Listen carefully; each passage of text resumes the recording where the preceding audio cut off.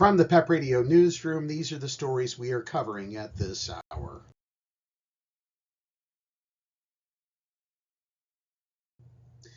President Trump has revoked Secret Service protection for former Vice President Kamala Harris. That's according to a senior White House official. Former vice presidents typically get federal government protection for 6 months after leaving office, while ex-presidents do so for life.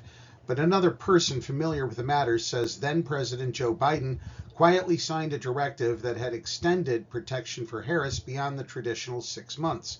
The people insisted on anonymity Friday to discuss a matter not made public. The president has ended Secret Service protection for his one-time national security advisor, John Bolton, and members of Biden's family, including the former president's adult children. The decision to strip Harris of protection is certain to raise alarms among security experts who view continuity of protection as essential in a polarized climate. The run-up to the 2024 election was particularly charged, with Trump facing 2 assassination attempts. The Secret Service played a crucial role in protecting the now president. And speaking of the president, he said in a Thursday letter to Republican House Speaker Mike Johnson that he would not be spending $4.9 billion in congressionally approved foreign aid. The letter was posted Friday morning on the X account of the White House Office of Management and Budget. Trump is using what's known as a pocket rescission, in which a president submits a request to Congress to not spend approved funds toward the end of the fiscal year, so that Congress cannot act on the request in time and the money goes unspent as a result. September is the final month in the government's fiscal calendar. Senator Chuck Schumer has called upon Donald Trump to fire Health Secretary Robert F. Kennedy Jr. Schumer says Kennedy's tenure leading the Department of Health and Human Services has been marked by chaos. RFK Jr.'s stubborn, pig-headed, and conspiracy-based attacks on proven science are going to make many more people sick and cause more deaths, Schumer, the New York Democrat, said in a statement. Americans are in greater danger every day. Robert Kennedy Jr. remains as HHS Secretary.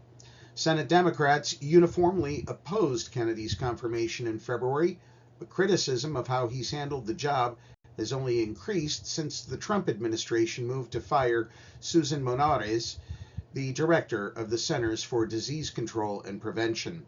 Kennedy is scheduled to appear before a Senate panel next week. Is Pennsylvania's oldest roller coaster retired? Well, riders hope not. Blair County's Leap the Dips roller coaster is one of a kind, says fans of the 123-year-old wooden ride. After climbing 41 feet in a 2-row car with just metal bars to hold on to, riders coast up and down little hills on a figure-8 shaped track.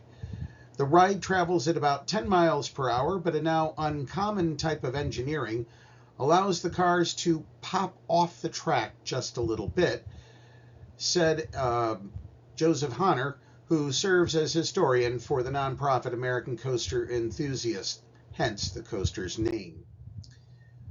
But for now, riders can only experience those special leaps and dips in retrospect.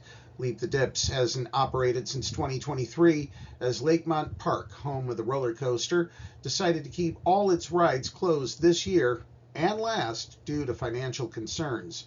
Fans have no clue if it will come back, as the county-owned and privately operated park is now more focused on offering activities like mini golf over rides. Pennsylvania Local sent questions about the coaster's status to Lakemont Park's front office and received no response. That's the news at this hour. If you are watching our news videos on YouTube, be sure to subscribe to our channel. Starting Monday, PEP Radio will be changing its entire daily programming schedule. For example, the On Auschwitz podcast, which normally airs on Saturdays and Sundays at 2, will now air on Tuesdays from 5 until 6:30. More details will be on our social media pages. Up next, we have the Meadville area weather forecast here on PEP Radio.